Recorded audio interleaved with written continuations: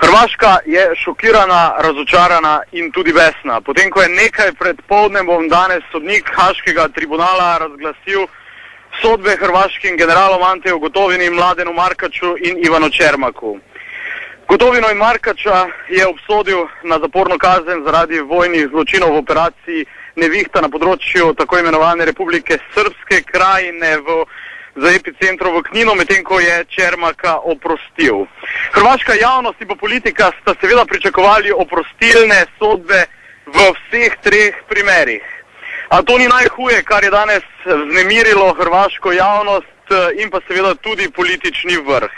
Predvsem so Hrvati izjemno razočarani in pa predvsem tudi razburjeni, jezni, zaradi tega, ker je sodišče pritrdilo na nek način sklepu tožilstva, da je v času operacije Nevihta na Hrvaškem delovala tako imenovana združena zločinska združba, katere cilj je bil etnično čiščenje krajine.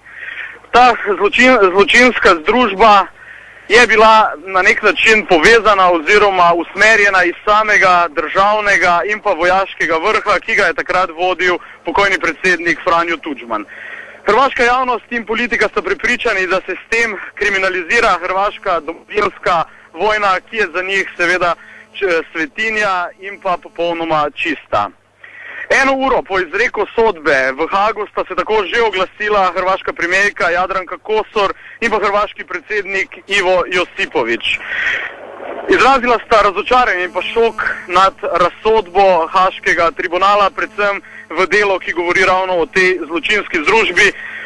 Saj sta dejala, da na ta način to sodišče postavlja pod vprašaj in pa kriminalizira hrvaško domovinsko vojno, s katero so osvobodili velik del hrvaškega ozemlja, potem ko je bila strani Srbije Hrvaška v začetku 90-ih napadena.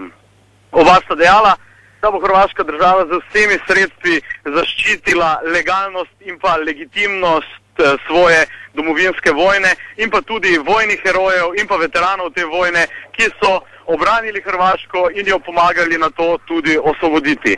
Hrvaška premijerka Jadranka Kosor je za popoldne že sklicala tudi izredno sejo ministrskega zbora.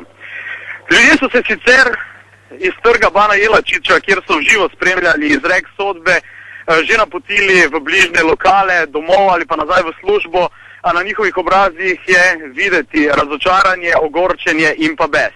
Prepričani so, da je to izdaja Hrvaške, da je z obsodbo Gotovine in pa Markača tako rekoč obsojena celotna nacija, da jih mednarodna skupnost kriminalizira.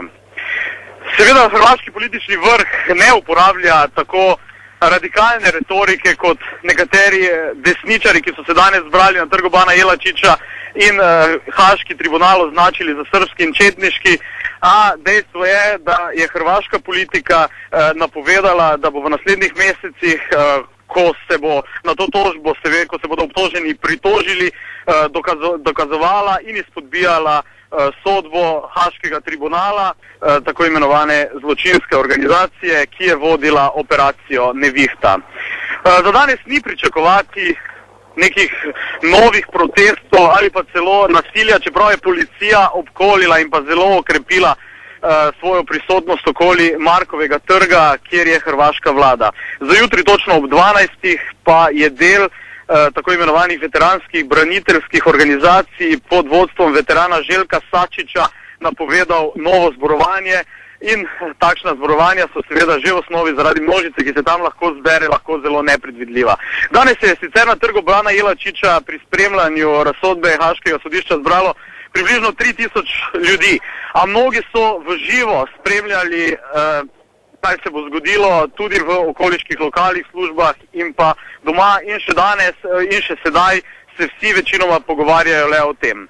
Organizatorji današnjega protesta so sicer ljudi pozvali, naj se jutri ponovno zberejo na ulicah in izrazijo svoje nestrinjanje in nezadovoljstvo. Celo več, dejali so, da se je vojna za samostojno Hrvaško ponovno razplamtela.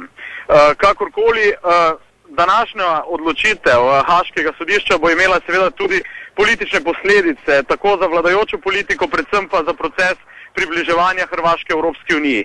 Mogoče je reči, da se bo sicer to razburjenje v nekaj časa poleglo, a dejstvo je, da Hrvaško že letos čaka tudi referendum o vstopanju v Evropsko unijo in takšna odločitev bo zagotovo okrepila tako imenovane antievropske, euroskeptične skupine na Hrvaškem.